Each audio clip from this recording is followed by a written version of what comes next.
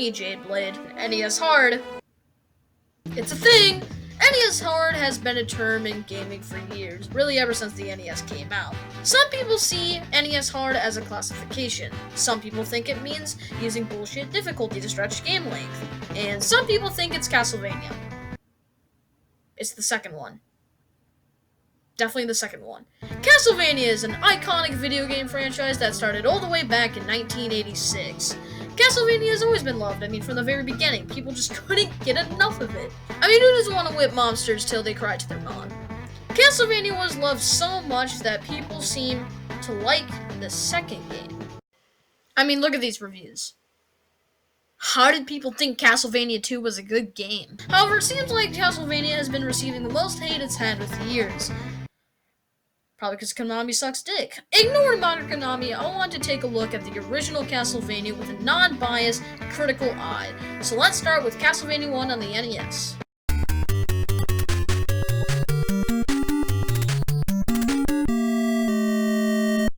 This man right here is Simon Belmont, and his mission is to destroy the man, the myth, the vampire, Count Dracula. Now, first stage is pretty easy, as the only enemies you fight are these horny ghost things. How are they horny? Well, they keep trying to hug me, touch me. It's just not cool. So after whipping these monsters to death, I get greeted to stairs, and oh boy, do stairs make me happy. Now, if you have seen AVGN's video on Castlevania, you would know how stupid the stairs are. Going up the stairs, you move so incredibly slow, you're almost a turtle there. And I'm not talking the turtle from the Tortoise and Hare.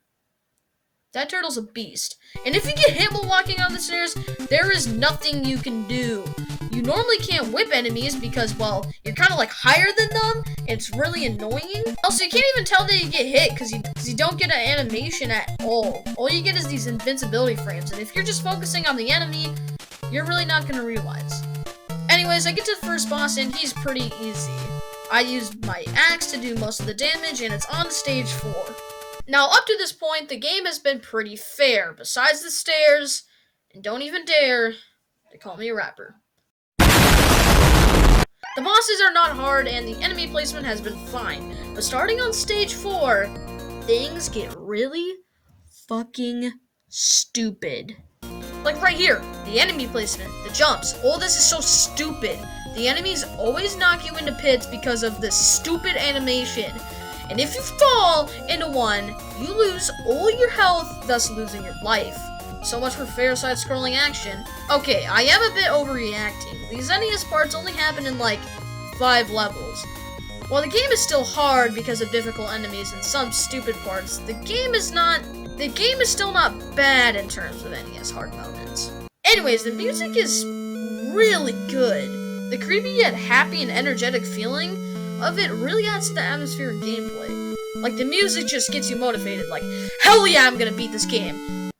Then you fight Dracula, and you realize you suck at this game. The graphics are also really good for NES standards. The graphics are creepy, eerie, and perfectly fits the theme of Count Dracula.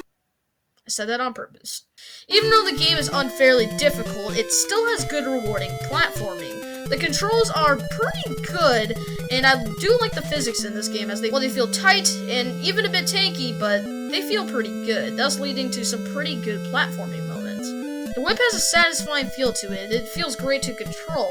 It's precise, and it's great to use. Every time I kill an enemy with it, it just makes my dick so erect. Anyways, whacking, smacking, and winking my way through enemies, I make it to the second boss, and honestly, this thing is so easy.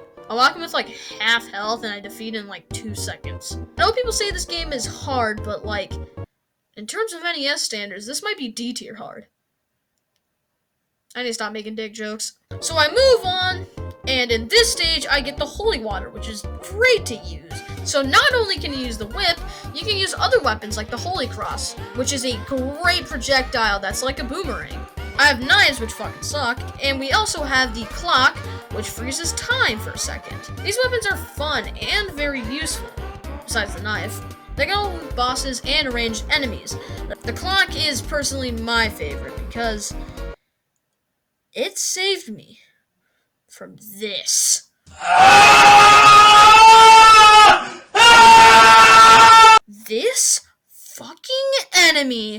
makes me want to bang my head into a bed.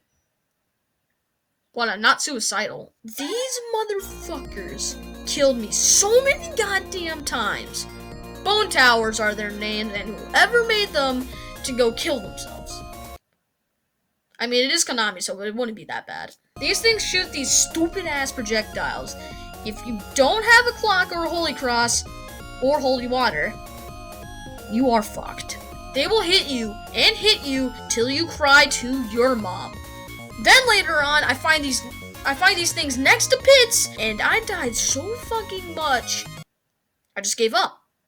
I was like, this game sucks, and I never want to play it.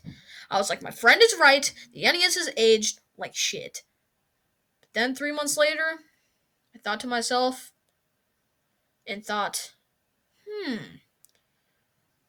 I've aged just like the NES. Everyone ages, just some worse than others. So I swallowed my pride like Vegeta and played it again.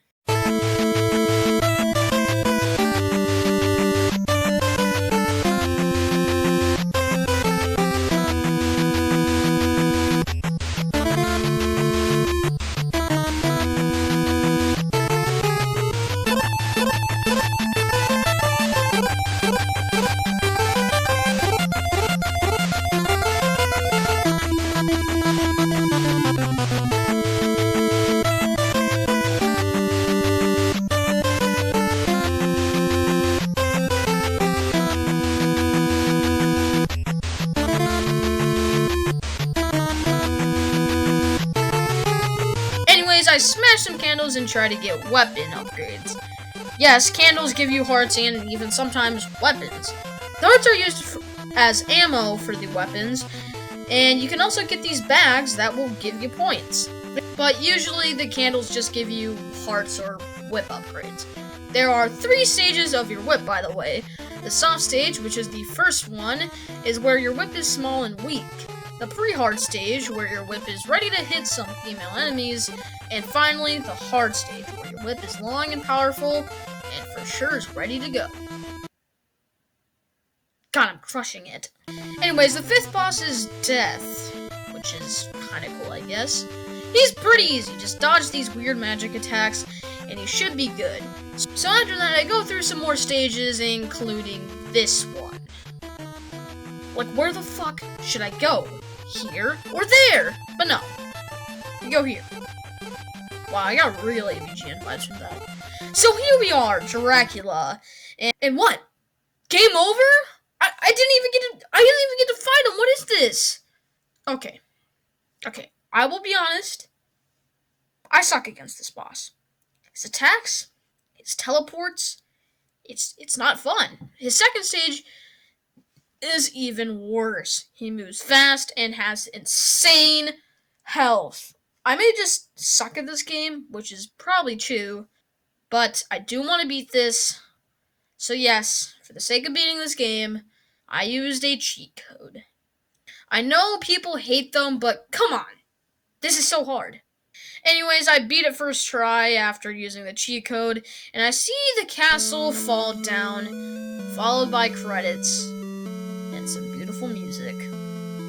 So that was Castlevania 1. And to be honest, after my friend told me this game was overrated dog shit, I can safely say he was wrong.